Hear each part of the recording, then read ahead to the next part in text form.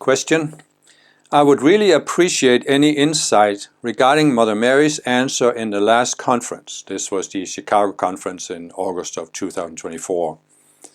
And what Mother Mary said was, from an overall perspective, in order for the sphere to ascend, some beings will have to explore all of the twists and turns in the duality consciousness, how far they can go into separation. Somebody has to explore that in order for the sphere to be complete. Now, this doesn't mean that it is predestined who is going to go into duality. This is the choice made by the conscious you. But from an overall perspective of the learning process of the sphere, even the ascended masters who created the sphere, this needs to be explored. And someone needs to experience it in order for the entire process of creating the sphere to be completed. And the questioner says, I want to expand my mind to wrap around it, and I really would appreciate any help in this. Okay, so this is obviously a very specific question, and in order to understand it, you need to have watched my video on how the world was created, because that's where I explain how the spheres, different spheres are created. I go into much more depth there, so you need to watch that in order to understand this answer. But for those who have watched it, so what the masters have explained is that the Creator started by creating a void. It drew itself into a singularity and a point of the void, then it defined a boundary inside the void that became a sphere. And in that sphere, it filled it with a certain level of energy, at a certain level of vibration. It sent self-aware extensions of itself in there. It also created some structures in the sphere, like planets and solar systems. And they then grew, transcended their level of consciousness until they ascended and the entire sphere ascended. And then, when the first sphere had ascended, a new sphere was created. And this has continued, and we are now in the seventh sphere. Now, what is important to understand about these spheres is that it started at a very high level of energy, and then they have gradually become denser. We could say lower vibrations. And we can see in our sphere, for example, that when we look at matter, it's solid. It appears solid to our senses. And that's because there's a certain density of the energy. In previous spheres, matter wasn't as solid, meaning, just to give a visual illustration, that it appeared transparent. So you could see there was light shining through it. For example, myself, I have always been fascinated, for example, in the spring, when the leaves have just come out. They're so thin that the sun's rays can shine through them, and they appear to be made of light almost. And that's how matter was in the higher spheres. So we now have a sphere that's denser, which of course means that it's more easy to go into this belief that matter is separate from spirit, or that matter is all that exists. In higher spheres, you couldn't believe that there is nothing beyond the material universe, as the materialists claim. Nor could you believe that there's this remote God up in the sky, because you would experience that there's something beyond and that you are connected to ultimately the Creator. So, so what we can say is that the level of energy of the sphere determines what can be experienced and what can be done in that sphere. And especially, as Mother Mary said, the duality consciousness. You could say that in the higher spheres, the beings there had free will. And they also experimented with the duality consciousness. They came to understand what the duality consciousness was. But because the energy was higher, they couldn't get lost in duality, but because they couldn't really identify themselves as separate beings, as material beings. It just, this idea just didn't seem credible. I mean, they had the idea, because as a result of free will, there's always the possibility that we could as I've said, we start out as connected beings, and we can expand our connection, or we can go into separation. That possibility was there in the higher spheres, but it just didn't seem convincing to people. It didn't seem real. So in other words, these beings could explore what duality is, explore what can be done with free will, but it never seemed real to them. Now, in our sphere, because matter is more dense, it can seem real that we are separate beings, that there is a matter world that's separated from spirit, or its source, that all there is the matter world. There's nothing outside the matter world. All of these beliefs can seem real to people because of the density of matter, or the density of the energy. So you have, for example, in the East, I've talked about this in my non-duality videos, where you have this saying, only Brahman is real, the world is an illusion. And as I have said in my non-duality videos, this is actually a dualistic statement. You are creating a duality. You are saying there is this undifferentiated being called Brahman, which is real, and somehow the world just appeared, but it's not real. And this seems believable only because the density of the energy in our sphere. So, going back to what is said here, some beings will have to explore all of the twists and turns in the duality consciousness, how far they can go into separation. Somebody has to explore that in order for the sphere to be complete. And it's again this.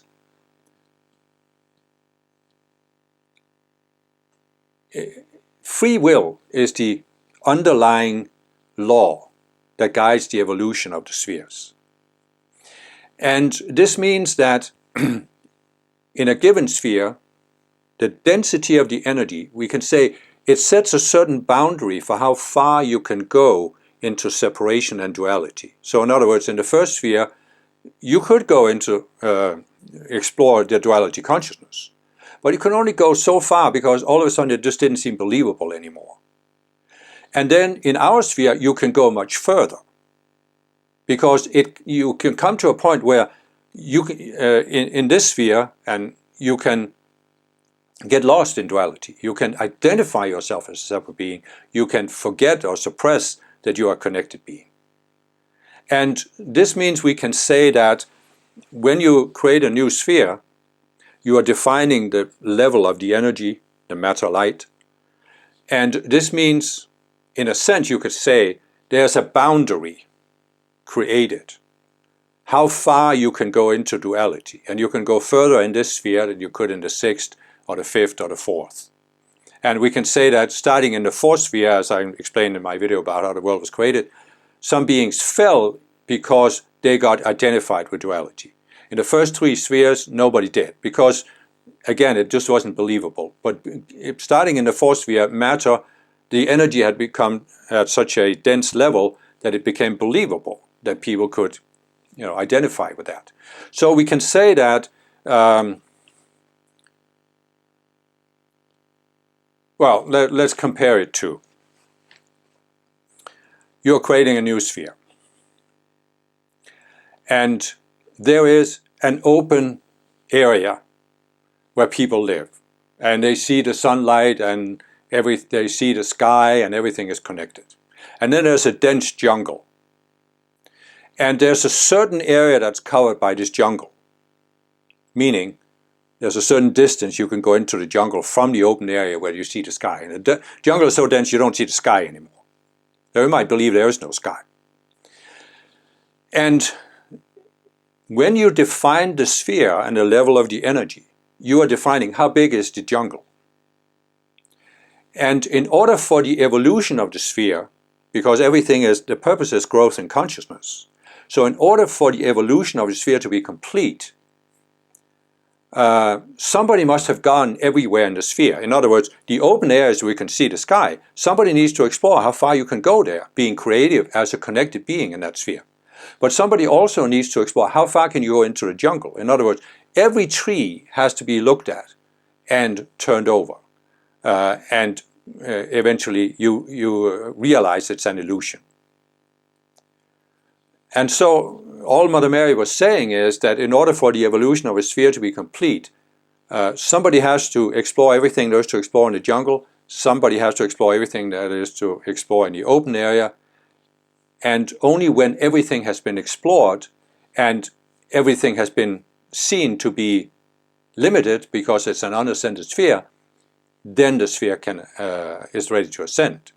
Now it may be that some of these beings who went into duality, they are so identified with the separate self they've created that they don't want to ascend with the sphere and therefore they fall. But nevertheless, what she is implying is that, we talked about the collective consciousness. So we can say that all beings in a sphere are connected and we have this collective consciousness. And in this collective consciousness we also have a memory body or causal body.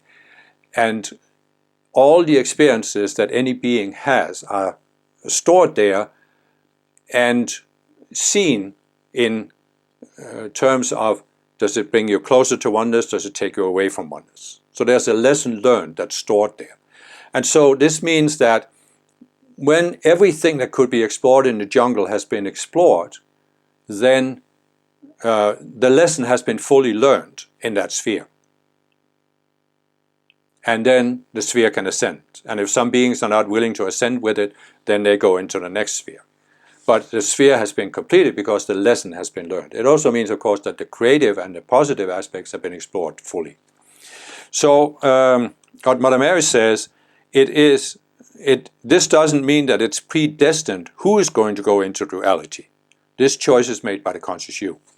So in other words, the conscious you of certain beings make the choice to go into duality and separation, and they make the choice that they will continue to explore how sophisticated of a separate self they can build given the density of energy in the sphere. See, we can look at it this way, that an unascended sphere is in a sense based on an illusion. This is the difference between an unascended sphere and an ascended sphere. Because in the ascended sphere, all beings are fully aware and they experience that they are expressions of the Creator, that they are connected to everybody else, that they are connected to the one mind, to the Creator. Everybody experiences this. There's no illusion there. Right? There's no illusion whatsoever. And in an unascended sphere, there is a certain illusion. Because, as I've said, we start seeing ourselves as connected beings. But it's not the full connection that you have in an ascended sphere. We are connected to something outside ourselves. And so, in a sense, you could say that before a sphere can ascend, that illusion has to be overcome.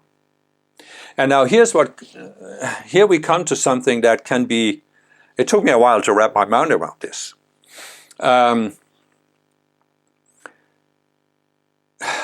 It's really a tough one. It's really sort of an enigma you have to wrestle with a little bit, because we look at Earth and all the terrible things that are happening. For me, it was Auschwitz, the concentration camps, was the big shocker in my childhood. But we've all had our shocks on Earth, that how could this possibly happen? And so we of course want to label this with a value judgment. This was bad. This was evil. This shouldn't have happened. And implicit in that is that we look at certain other activities and say, oh, these are good. this is right, this is what should happen, this is what we should do. But here's the trick, here's the really subtle point.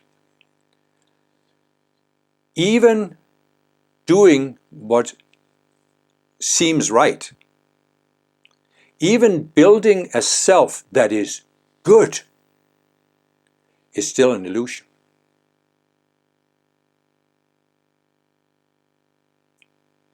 The Ascended Masters have actually said that the hardest people for them to reach are people who believe they're good, they've done everything right.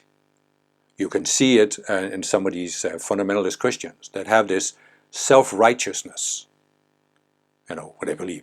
They are such good Christians because they believe this and they have done this and they haven't done that. And they're unreachable for the Ascended Masters. Many other people, of course, are too. So what I'm trying to say here, which is the difficulty, is that from the Ascended viewpoint, everything in a sphere is unreal. Nothing is ultimately real in a sphere.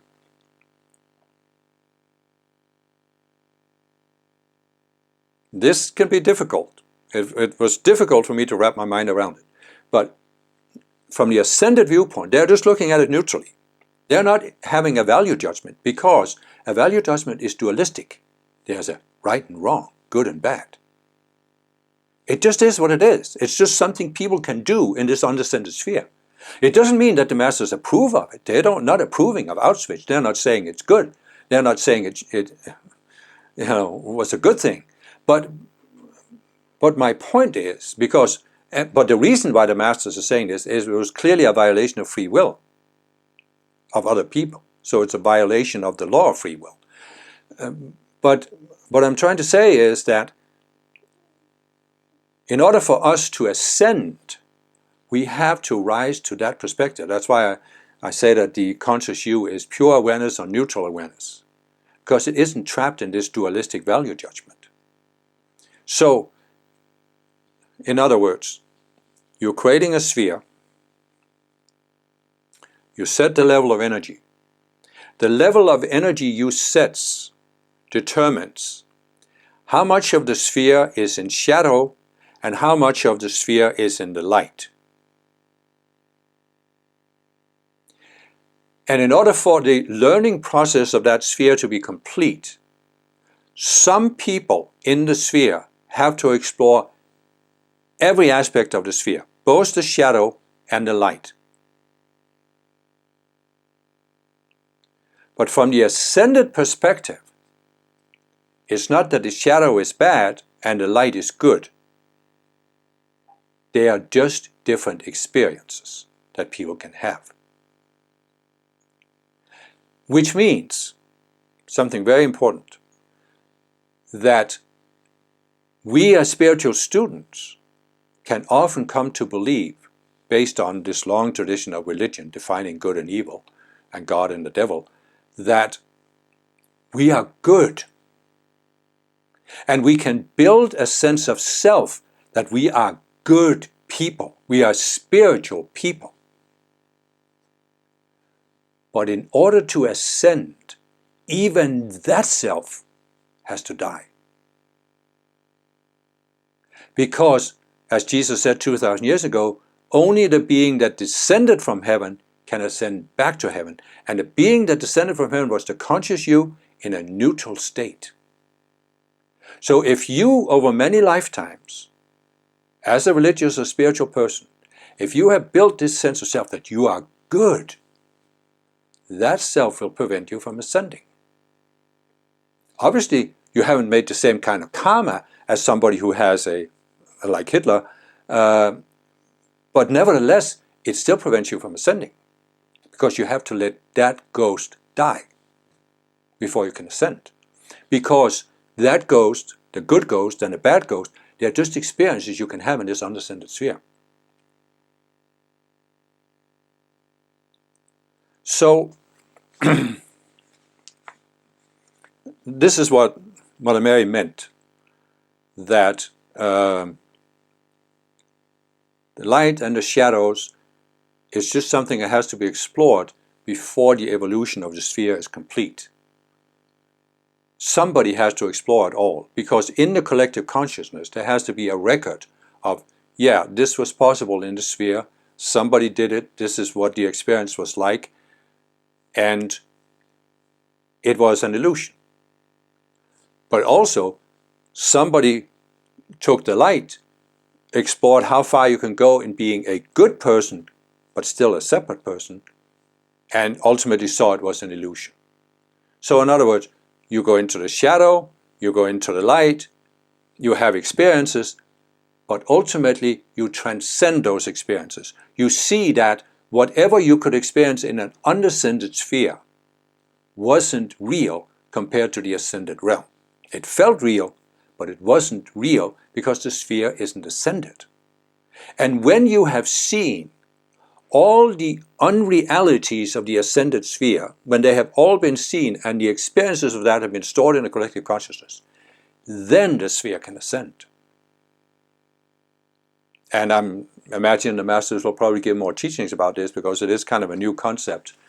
That, and you will see that sometimes, that when they're answering a question at a conference, sometimes they throw out a new concept that they haven't really explained before, and then later they build on it. So I imagine that's going to happen over time.